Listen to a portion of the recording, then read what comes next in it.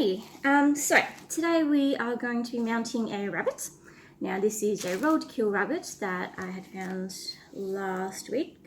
Of course, the first thing you'll need to do is to skin your bunny. And to do that, we do it from the back.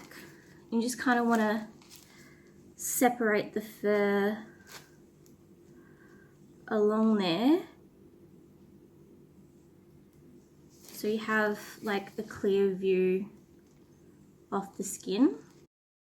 All right, now I've got a slit down the back there, and what you want to do is kind of find the little sweet spot between the skin and the body and just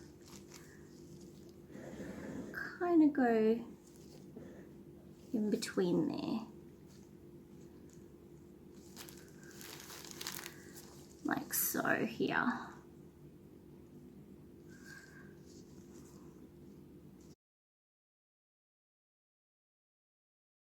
Okay, now once you get down to the leg, like I have here, you want to get right in there, go down into the knuckle,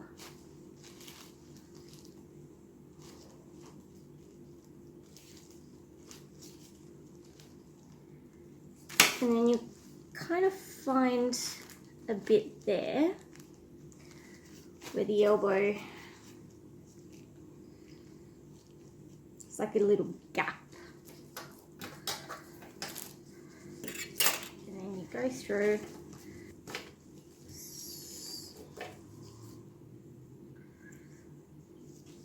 So we've got a separate bit there, and then we keep going around and we do that for all 4 legs.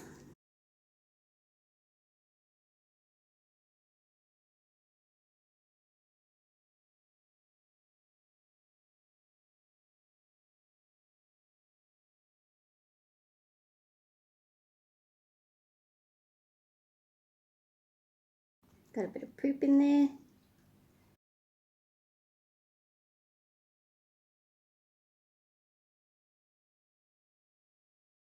Now we're at the head. So we have to be particularly careful, especially around the eyes and the ears. So we just keep going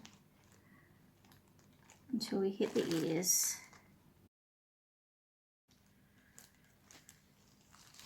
And that bit there, that's the ear.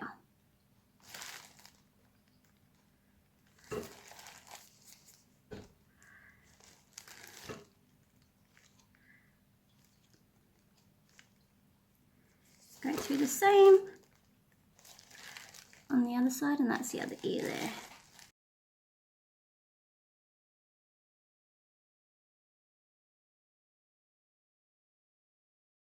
Alrighty, so got our rabbit and our rabbit pelt. Let's do it there. Once we have our beautiful skin, we turn it inside out and get rid of as much of the fat as possible. Use some borax to help with that. Alright, so once we've got out most of the fat from our rabbit, we're going to put it into a solution of Dettol detergent and fabric softener, and we leave that to sit for a little while, from about half an hour to an hour or so. Once that is done, it's time to remove all the fat from the skin. So turning it inside out again and rubbing some borax into it dries out the skin and helps with preservation. And after that, onto the blow dryer. Got to dry it out completely. I use a cotton bud to fluff up the fur. Makes it a lot easier for later on. You don't have to brush it as much. And make sure to get all the little nooks and crannies and all the little bits and pieces off your rabbit.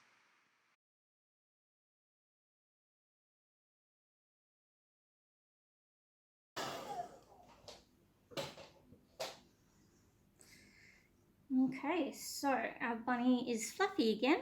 It's all dry. And because I am not a highly skilled professional, I have actually ended up with some holes in the skin.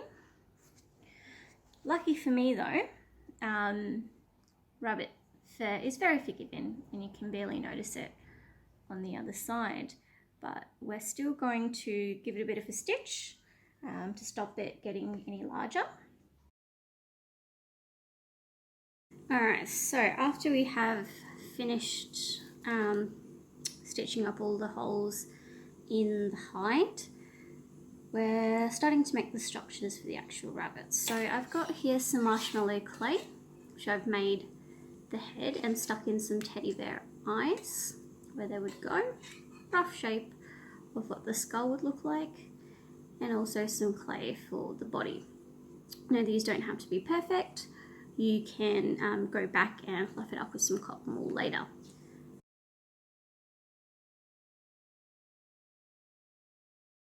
Okay, so to get your form onto your hide, what you're going to have to do is turn it inside out, find where the nose is,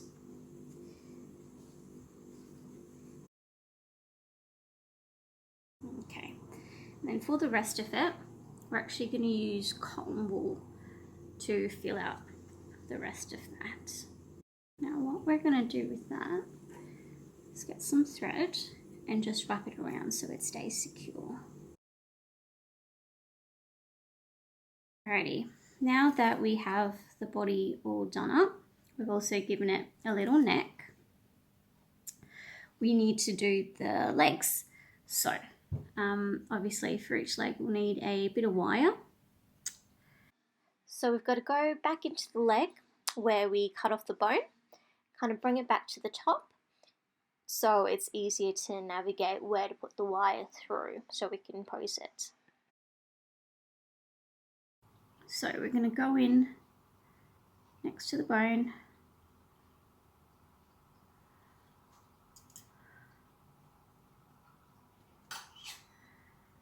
and we want it to come out at the paw. So right in the middle there, that's perfect. Leave a bit at the end. Posing, and then with the bit down here, add a little bit of borax, and then we're going to fluff it up with some cotton wool.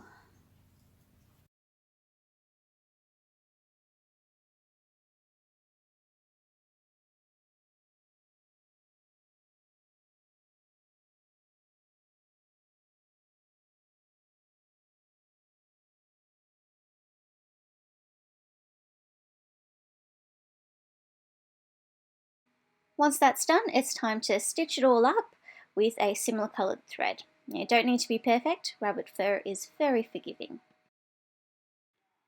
And we're almost finished. Now we need to pose it in a position that we're happy with, kind of like this sitting down position, so I'm going to leave him there, just make it look more natural and more neat before we put the final touches in place.